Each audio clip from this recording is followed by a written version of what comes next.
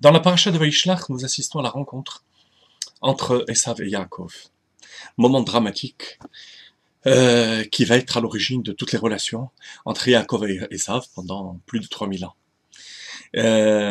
Au moment de cette rencontre, alors que Esav vient pour tuer Yaakov, Ve'arba Me'ot Ishimo, avec 400 hommes, au moment de cette rencontre, alors que Yaakov Avinu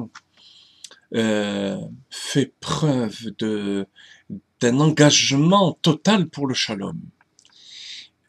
La rencontre se fait et Esav, au moment où il rencontre Yaakov, Vaïchabekehu, il l'enlace.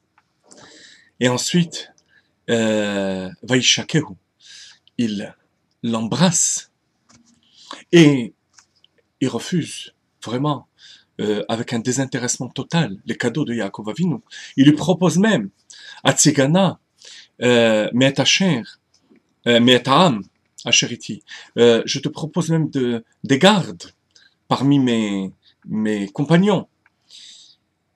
Et on a l'impression d'un changement radical de la part de Esav. Cependant, lorsqu'on voit le Rashi, on découvre que Vaïchabekehu, lorsque Esav embrasse Yaakov, là effectivement, Rashi ne trouve rien à redire, et au contraire, il nous dit Nitgal Gelo Rachamav Alachiv. C'est sa miséricorde l'a submergé par rapport à son frère qu'il avait quitté depuis 20 ans. Par contre, pour Vaïchakehu, pour le moment où Esav embrasse Yaakov, Rachid donne deux explications. Première explication, il ne l'a pas embrassé de tout son cœur. Au contraire, c'était un acte tout à fait superficiel. Par contre, et c'est ce qu'il y a d'intéressant pour nous aujourd'hui, c'est la deuxième explication rapportée au nom de Rabbi Shimon ben Yochai, qui dit Halacha be'adoua she'esav sonné le Yaakov. Il est connu, et c'est une halacha, c'est quelque chose d'immuable, que Ésaü est Yaakov. Mais be'ota sha'a, à ce moment-là, neshako bechol libo. Il a embrassé de tout son cœur. Alors, première question, pourquoi cette différence entre l'enlacement et le baiser de Esav? Deuxièmement, quel est le sens des deux interprétations que Rashi nous ramène? Surtout qu'il nous ramène en première position, celle d'après laquelle il ne l'a pas embrassé de tout son cœur. L'explication est la suivante. Lorsque Esav rencontre Yaakov, n'oublions pas que Esav symbolise l'Occident, le monde matériel. D'ailleurs, Esav veut dire fait, l'action, le monde de l'action. Yaakov, c'est le monde spirituel. Ishtam Yoshev Halim, le monde de la Torah. La rencontre entre ces deux mondes se fait en deux étapes.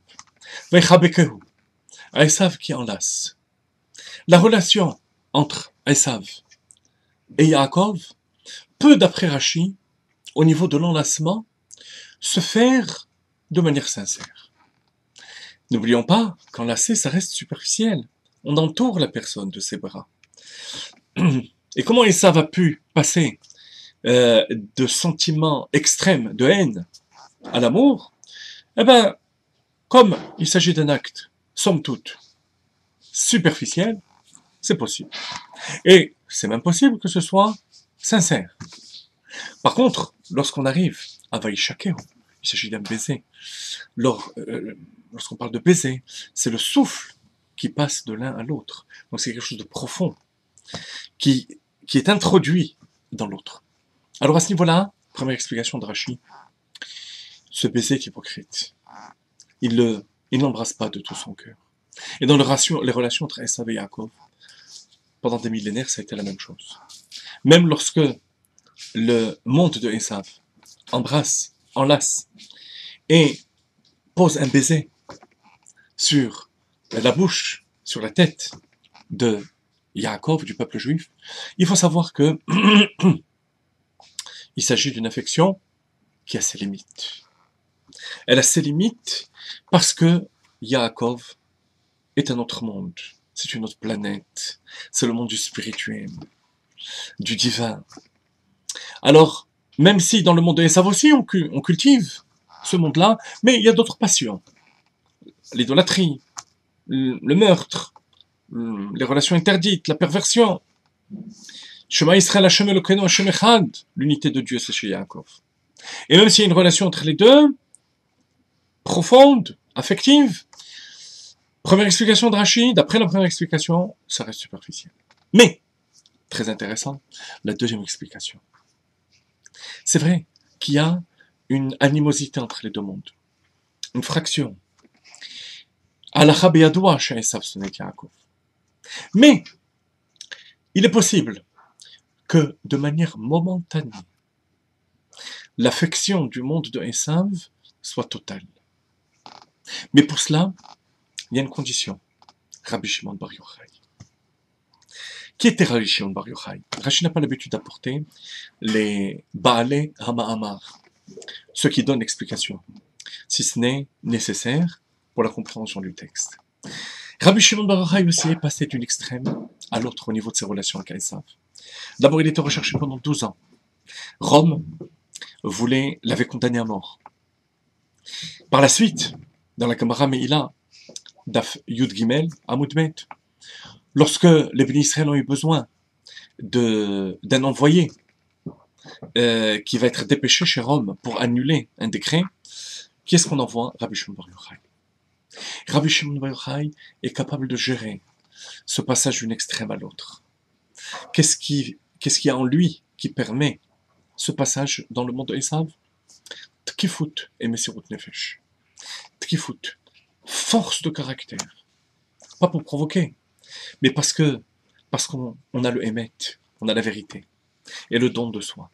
C'est la raison pour laquelle il va provoquer Rome.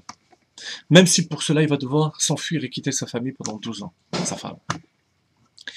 De même, il y a des moments où le monde Goy, où le monde de Esav, où l'Occident, le monde matérialiste, ne peut qu'admirer profondément le peuple juif.